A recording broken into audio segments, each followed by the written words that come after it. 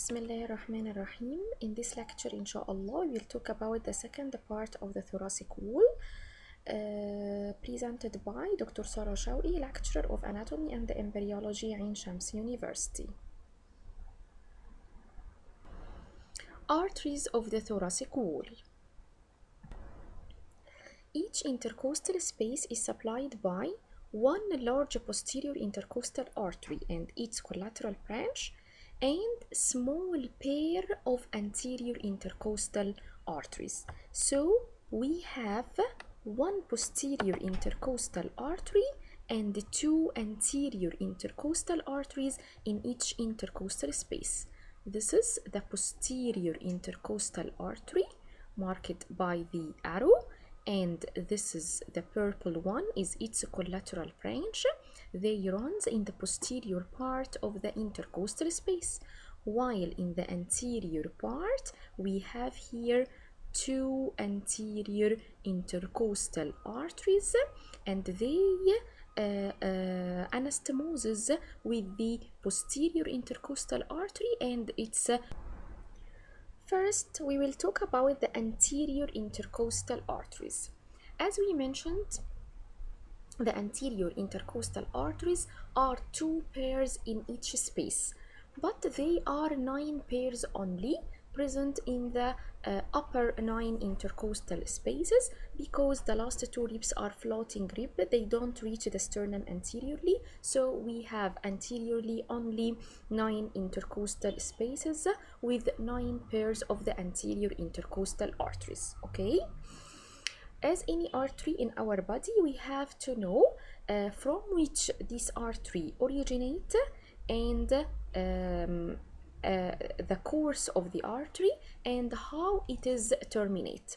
The anterior intercostal arteries of the upper 6 intercostal spaces originate from the internal thoracic artery, which is branch of the subclavian artery, while the 7th, 8th, 9th pair of the anterior intercostal arteries originate from the musculophrenic artery, which is a branch of the internal thoracic artery. Okay, each anterior intercostal artery run laterally in the intercostal space for a little while until the costochondral junction, and terminate by making anastomosis with the posterior intercostal artery and its collateral branch of the same intercostal space. Here in the picture on the right, we can see the subclavian artery in the root of the neck. The subclavian artery gives the internal thoracic artery. We will discuss it later in details. This is the internal thoracic artery, runs behind the costal cartilage on the medial side of the sternum. From the internal thoracic artery, we can see the anterior intercostal arteries originate in the upper 6 intercostal spaces. At the 6th costal cartilage, the internal thoracic artery terminate by dividing into musculophrenic and superior epigastric artery. The musculophrenic branch of internal thoracic artery gives the anterior intercostal arteries of the 7th, 8th, and 9th intercostal spaces. The anterior intercostal arteries terminate soon at the costochondral junction by making anastomosis with the posterior intercostal artery and its collateral branch. The anterior intercostal arteries supply the intercostal muscles, the pectoral muscles of the pectoral region, breast, and the overlying skin of the this area. Okay, what about the posterior intercostal arteries? The posterior intercostal arteries are 11. They are single arteries, not a pair in each space as the anterior intercostal artery. As any artery, we have to know the origin, the course, the termination of the posterior intercostal arteries. The origin All the posterior intercostal arteries originate from the descending thoracic aorta except the first two posterior intercostal arteries. They originate from superior intercostal artery, which is branch of the subclavian artery. The course of each posterior intercostal artery. It starts posteriorly in the intercostal space between the pleura and internal intercostal membrane. At the angle of the rib, it gives its collateral branch and enter the neurovascular plane. The neurovascular plane is the space between the internal intercostal muscle and the innermost muscle. Here the posterior intercostal artery runs between the vein above and the nerve below, forming the intercostal vein. Okay, the posterior intercostal artery passes in the neurovascular plane until reaches the costochondral junction. Here it terminates by making anastomosis with the anterior intercostal artery.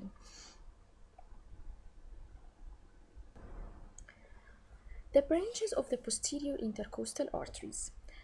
Posteriorly, the posterior intercostal artery gives a dorsal branch. The dorsal branch arises posteriorly, runs backward between the necks of the adjacent ribs. The dorsal branch gives blood supply to the spinal cord and the vertebral column and muscles and the skin of the back. Okay, then at the angle of the rib, it gives its collateral branch. The collateral branch runs in the lower part of the intercostal space until the costochondral junction anteriorly, when it anastomosis with the anterior intercostal artery. Also, the posterior intercostal artery gives some muscular branches to the intercostal and pectoral muscles. It also gives lateral cutaneous branch and mammary branches. The mammary branches originate from the second, third, fourth posterior intercostal arteries to supply the breast and pectoral muscles, and the right third posterior intercostal artery may give the right bronchial artery. So these are the branches of the posterior. Next, we will talk about the internal thoracic artery. Okay, as any artery in our body, we have to know the origin, course, termination, and the branches of the internal thoracic artery. The internal thoracic artery or internal mammary artery originate from the first part of subclavian artery. The subclavian artery runs horizontally in the root of the neck, divided into first, second, and third parts. The first part of the subclavian artery gives three branches. Look at the picture in the upper right part of the slide. We have here the subclavian artery runs horizontally at the root of the neck. The first part of subclavian artery gives three branches. Two branches ascend upward to the neck, the vertebral artery and the thyrocervical trunk. The third branch of the first part descends vertically, which is called the internal thoracic artery. This artery descends behind the upper six costal cartilage 1 centimeter from the lateral border of the sternum and terminate in the six intercostal space. Here in the second picture, we can show the termination of the internal thoracic artery at the six intercostal space by dividing into musculophrenic and superior epigastric arteries. What about the branches of the internal thoracic artery? It gives many branches. First, the pericardiophrenec artery. This artery accompanies the phrenic nerve up to the diaphragm, and it supplies the pericardium, pleura, and diaphragm. The internal thoracic artery also gives the anterior intercostal artery. It gives one pair of anterior intercostal artery for the upper 6 intercostal spaces. It also gives perforating branches which accompany the anterior cutaneous nerve. The second, third, fourth perforating arteries supplying the mammary gland and enlarged during lactation in the females. The internal thoracic artery terminates by dividing into two terminal branches, as we said before, the musculophrenic artery and the superior epigastric artery. The musculophrenic runs behind the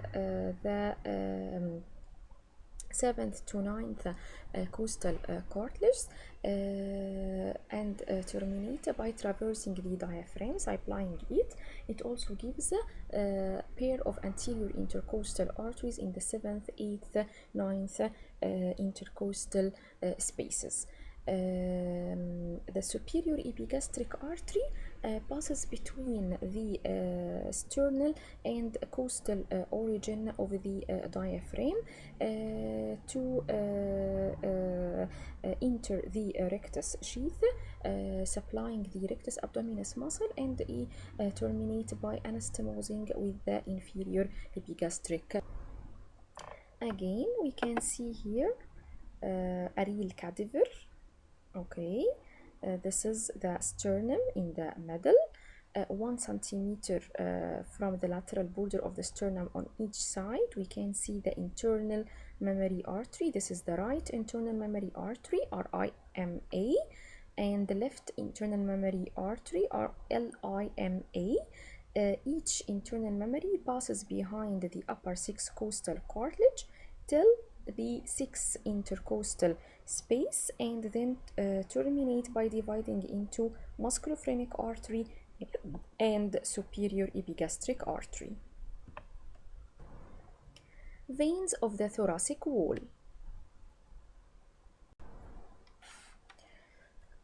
Veins of thoracic wall are like arteries. So we have internal costal veins and internal thoracic vein. The internal costal veins, like arteries, divided into anterior intercostal veins and posterior intercostal veins. The anterior intercostal veins are pair ماشي in the upper 9 intercostal spaces. Veins of the 7th, 8th, 9th spaces unite to form the vena comita of the musculophrenic artery. Veins of the 3rd, 4th, 5th, 6th spaces unite to form the vena comita of the internal thoracic artery, and the veins of the upper 2 spaces unite to form the internal thoracic vein, which is drained finally in the brachiocephalic vein. So the anterior intercostal veins from 9, 8, 7 spaces unite to form a vena comita of the musculophrenic. From the 6th, 5th, 4th, 3rd unite to form the vena comita of the internal thoracic artery, and the upper 2 form the internal thoracic vein itself. The internal thoracic vein drain into the brachiocephalic vein on each side. The posterior intercostal veins, as the posterior intercostal arteries, are 11 pairs. The drainage of them differ from right and left side. First, on the right side, as we see on the picture, okay, the first right posterior intercostal vein drain into the right brachiocephalic vein. This is right brachiocephalic vein, and this is the left brachiocephalic vein. They are unite together to form the superior vena cava, and this is the azygous vein drain into the superior vena cava.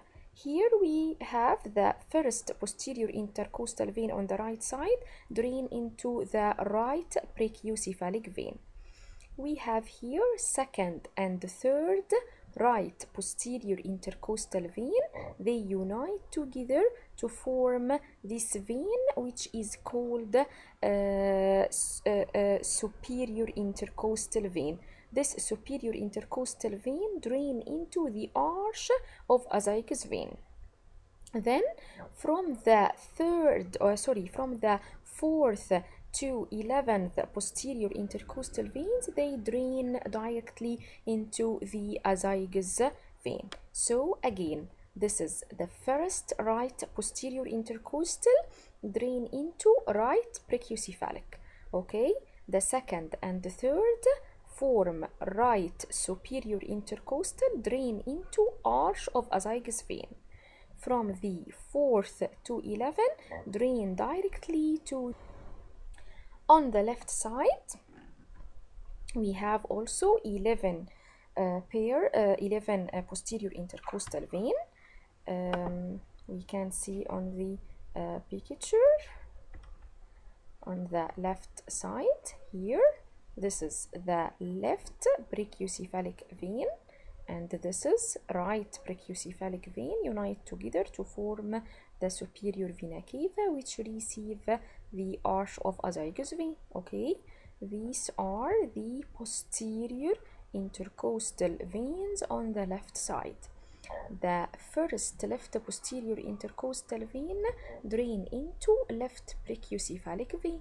Okay, the second and the third, maybe fourth also, but usually second and the third posterior intercostal vein unite to form the left superior intercostal, which also drain into left brachiocephalic vein. Okay, from the fourth to eighth left posterior intercostal vein unite together to form the accessory hemiazygous vein.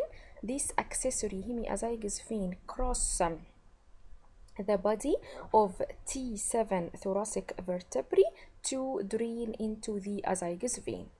The last four posterior intercostal veins on the left side from 9th to 11th unite together to form the hemiazygous vein, or which is called inferior hemiazygous vein. This inferior hemiazygous vein cross the thoracic vertebrae number 8 and also drain into the azygous vein. So again, on the left side, the first left posterior intercostal vein drain into left brachiocephalic vein. Second and the third form the superior intercostal, which is drain into left brachiocephalic vein. From the fourth to eighth form accessory hemiazygous or superior hemiazygous, crossing the T7 thoracic vertebrae to drain into the azygous vein. 9, 10, 11 left posterior intercostal unite to form inferior hemiazygous or hemiazygous, which is also cross to the right side along the body of T8 thoracic vertebrae and drain into the azygous vein. And the azygous finally drain into the superior. Again, we have here the posterior intercostal veins. Okay, superiorly we can see the right brachiocephalic vein and the left brachiocephalic vein unite together to form superior vena cava. The right brachiocephalic vein receives the first right posterior intercostal vein. The left brachiocephalic vein receives the first left posterior intercostal vein and the left superior intercostal vein, which made up of the second and the third left posterior intercostal. Okay, okay. On the right side, the second and the third right posterior intercostal also forming right superior intercostal, but ends in the arch of azygous vein. Okay, on the right side, from the 4th to 11th posterior intercostal drain into azygous vein, while in the left side from the 4th to 11th divide into two parts. From the 4th to 8th form accessory hemiazygous. From 9th to 11th form hemiazygous vein. Both of accessory and hemiazygous or superior and inferior hemiazygous vein cross from left to right and drain into the azygous vein. Okay, this azygous vein originate by the union of subcostal vein and ascending lumbar vein on the right side, while on the left side the union between the subcostal vein and the left ascending lumbar vein forming the hemiazygous vein or the inferior hemiazygous. Okay, what about the internal thoracic vein? As we said before, that at the anterior end of the sixth intercostal space, the vena committant of the musculophrenic and superior epigastric arteries unite to form the vena committant of the internal thoracic artery. At the third costal cartilage, the vena committant of the internal thoracic artery unite to form the internal thoracic vein, which is a drain into the corresponding brachiocephalic vein.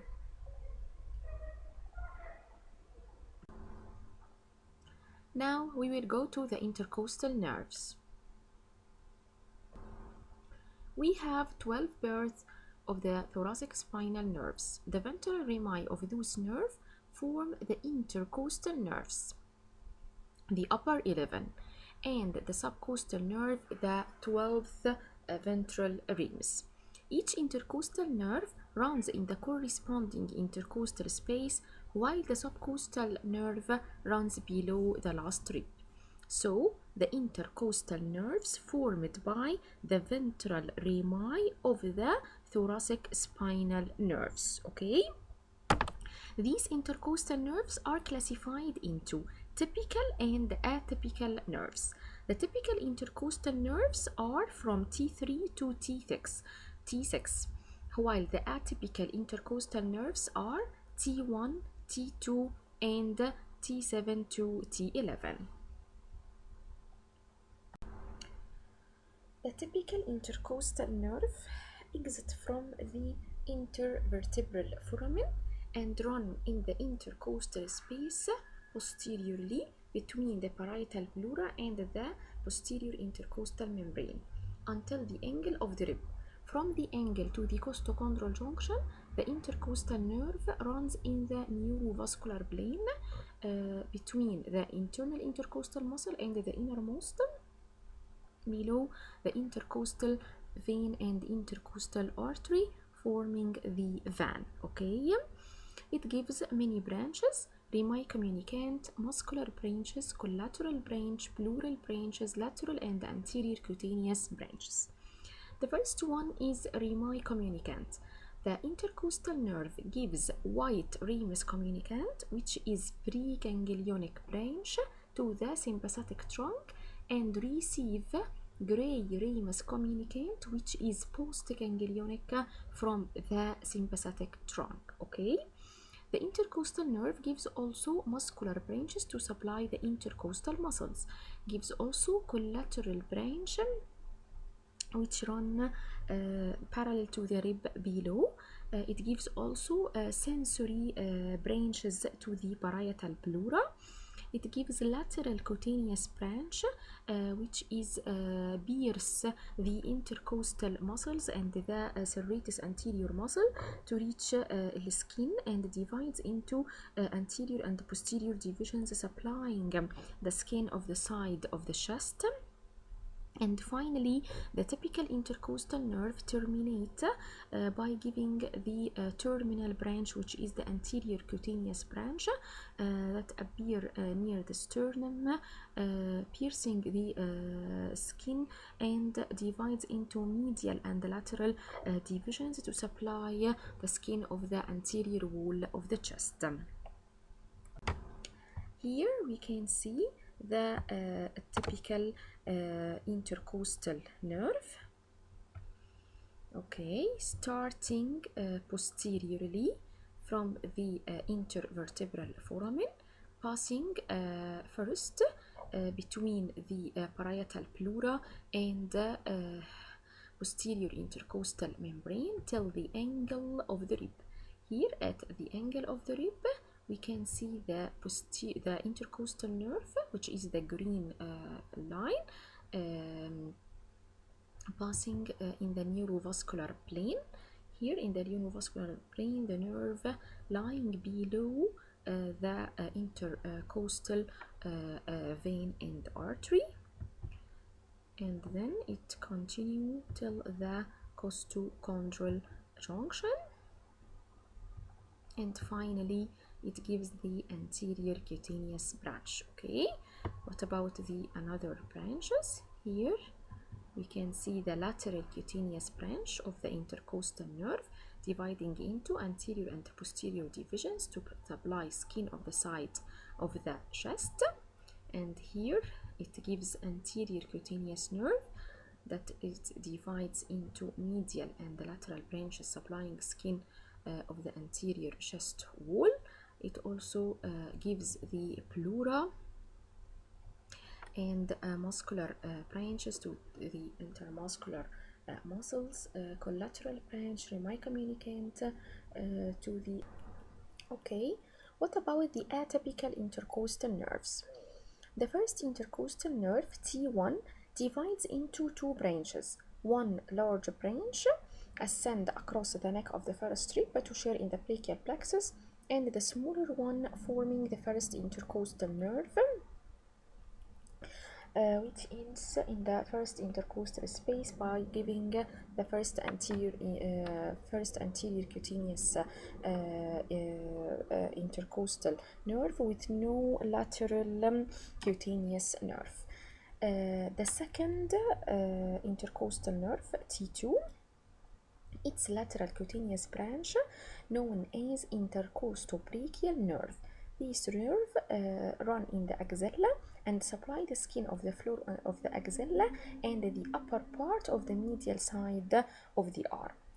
The lower 5 intercostal nerves from T7 to T11, they are atypical because they passes between the costal slabs of the diaphragm to the anterior abdominal wall to supply muscles and skin of the anterior abdominal wall. They also supply the parietal peritoneum. Thank you.